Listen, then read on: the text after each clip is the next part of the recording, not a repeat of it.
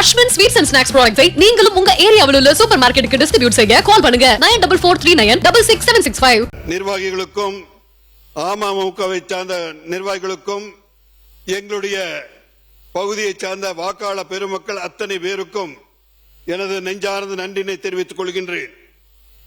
இன்றைய நிதிநிலை அறிக்கையில்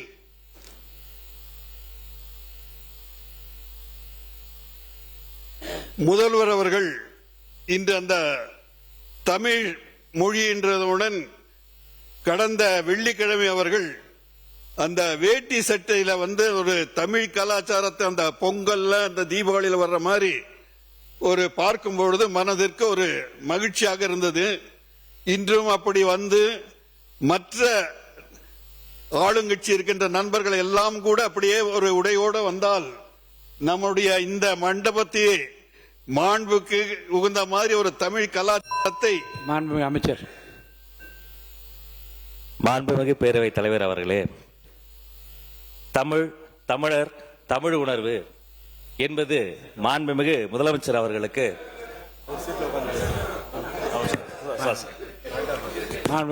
அமைச்சர்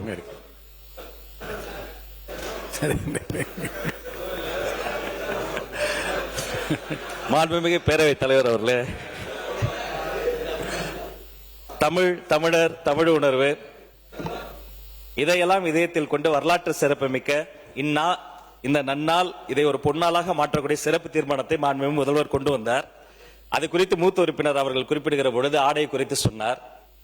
தமிழுக்காக தன் வாழ்வை அர்ப்பணித்த மகாகவி பாரதியாரே கோட்டு சூட்டு போட்டுக் கொண்டுதான் தமிழ் பணியை செய்தார்.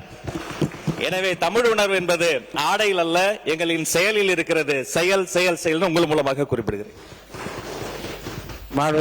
எனது உணர்வை பகிர்ந்து கொண்டேன், அவ்வளவுதான். இந்த பட்ஜெட்டில் முதலாவதாக விவசாயிகளை பற்றி நாம் எங்களுடைய கட்சி சார்பாக எனது கருத்தினை பதிவு செய்ய நான் ஆசைப்படுகின்றேன். ஏனென்றால் இந்திய சூழ்நிலையிலே உழுதுண்டு வாழ்வார் மற்றெல்லாம் தொழுதுண்டு பின் செல்பவர் என்ற நிலையில் அவர்களை நாம் தொடாட்டி கூட பரவாயில்ல, இன்னைக்கு அவங்களுக்கு உதவி செஞ்சா போறோம். ஏன்னா அவ்வளவு கஷ்டத்தில் இன்னைக்கு இருக்கிறாங்க. எல்லோ எஃபெக்ட் 12 மாவட்டத்துக்கெல்லாம் சொல்றாங்க. டெல்டா பகுதியிலும் எங்களுடைய நீலகிரி பகுதியிலும் கூட கடந்த வாரத்திலே மக்கள் எல்லாம் ஒரு போராட்டத்தை எல்லாம் பயிர்கடனை நீக்க வேண்டும் முழுமையாக என்று அவர்கள் சொல்லி வந்திருக்கிறார்கள்.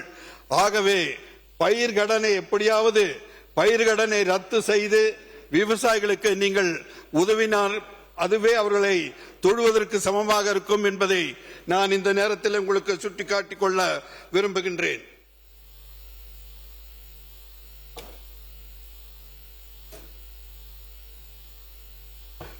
அடுத்ததாக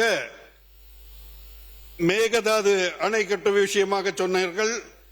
அது நமது உரிமை, அதில் மாற்றமும் இல்லை. அதே நமது சகோதரி அவர்கள் பேசும்போது சொன்னார்கள், பிரேமலதா சகோதரி அவர்கள், நமது பகுதியிலே கூட எங்கெங்கு நீர்நிலைகளை மேம்படுத்தி தி அகுமெண்டேஷன் ஆஃப் வாட்டர் எங்கெங்கு முடியுமோ அங்கெல்லாம் செய்தால் நன்றாக இருக்கும் என்று சொன்னார்கள். அதற்கு ஒரு கருத்தை நான் பகிர்ந்து கொள்ள விரும்புகின்றேன். எங்களுடைய நீலகிரி மாவட்டத்திலே கூடலூர் பகுதியிலே சிரபுஞ்சி என்பது அஸ்ஸாமிலே அதிகமாக மழை பெய்கின்ற இடம். சிரபுஞ்சி ஆஃப் த சவுத் என்று சொல்வார்கள், தேவால் என்ற பகுதி. அந்த நாடுகளிலே பாண்டியார் என்ற ஒரு நதி நமது திராவிட மணிக்கெல்லாம் தெரியும் நினைக்கின்றேன். அங்கு ஒரு நதி இருக்கின்றது. அந்த நதியின் உபரி நீரெல்லாம் கேரளாவுக்கும் கர்நாடகாவுக்கும் போய் வேசாகின்ற ஒரு சூழ்நிலை இருக்கு.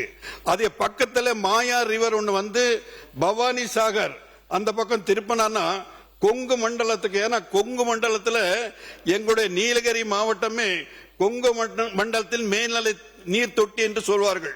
அந்த அளவில் நீலகிரியில் வளமாக இருந்தால் கொங்கு மண்டலம் காப்பாற்றப்படும்.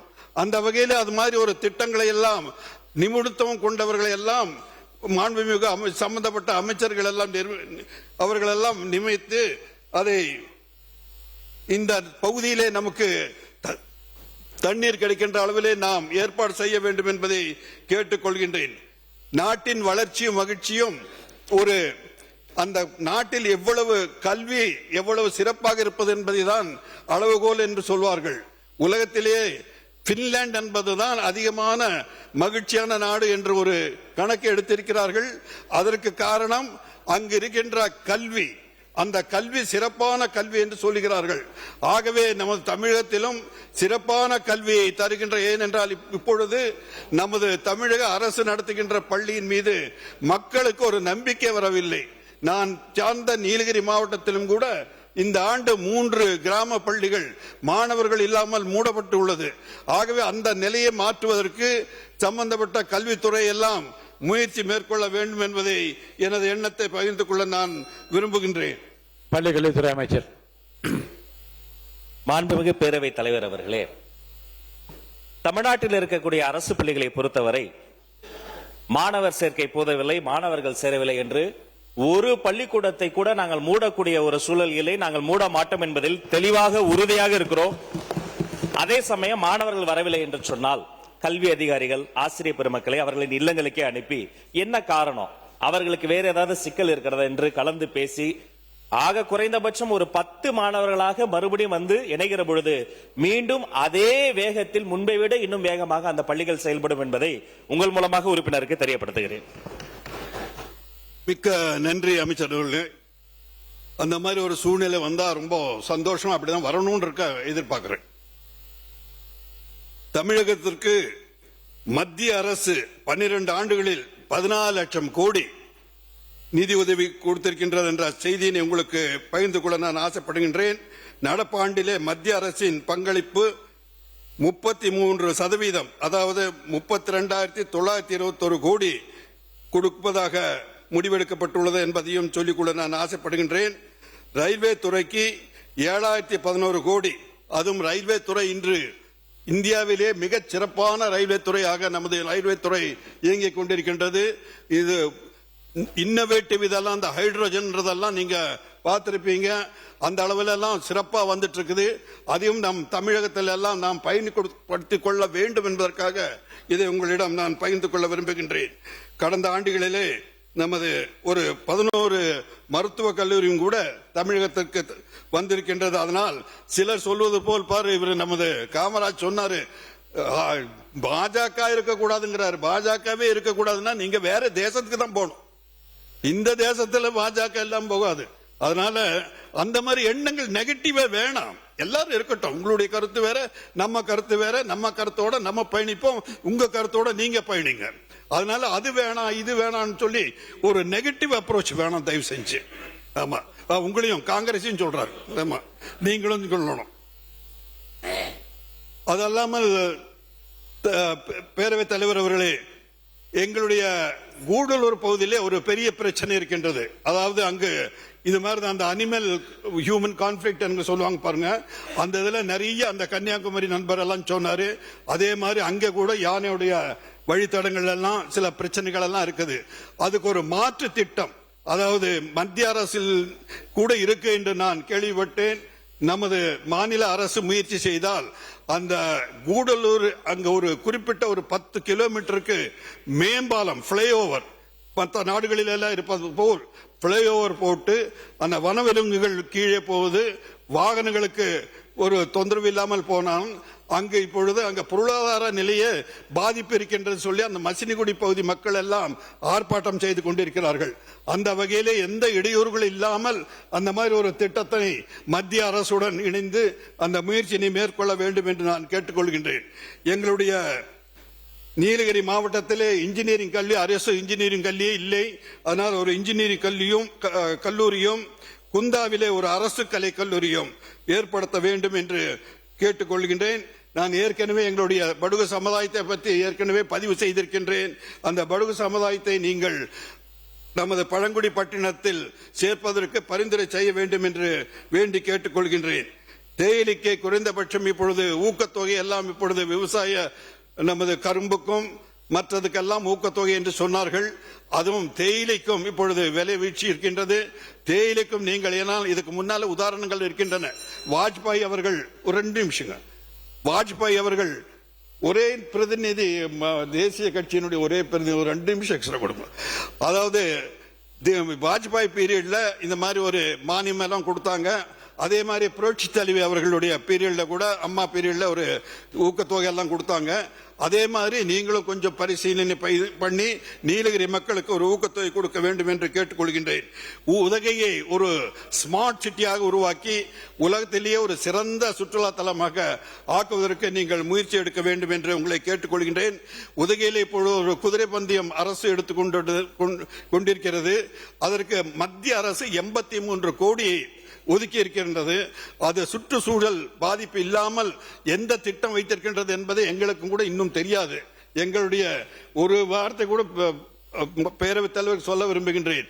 நீங்கள் கூட அன்னைக்கு சொன்னீர்கள், ஒவ்வொரு மாவட்டத்திலும் என்ன நடக்கின்றது என்பதை அங்கு ஆட்சித் தலைவர்களோ மற்ற அதிகாரிகளோ தேர்ந்தெடுக்கப்பட்ட பிரதிநிதிகளுடன் கலந்து ஆலோசனை செய்து அட்லீஸ்ட் என்ன நடக்கிறது எங்களுக்கு தெரியணும்.